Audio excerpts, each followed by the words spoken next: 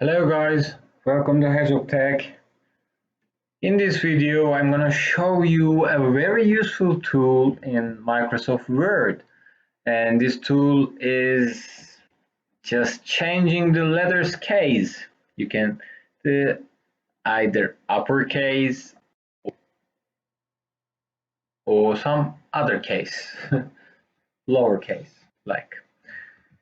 Let's write a sentence. Hello, welcome to Hedgehog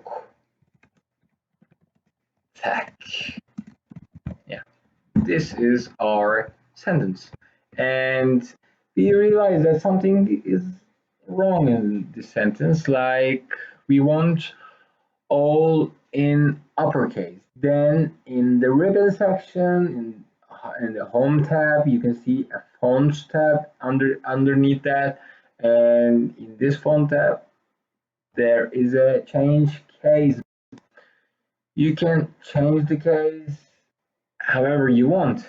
You see, sentence case you can do lowercase all, you can do uppercase all, and toggle the case and half width. You can do whatever you want. So it's very useful. Not erase all the sentence and rewrite it. You can use that. I hope it's helpful. I hope it's working for somebody.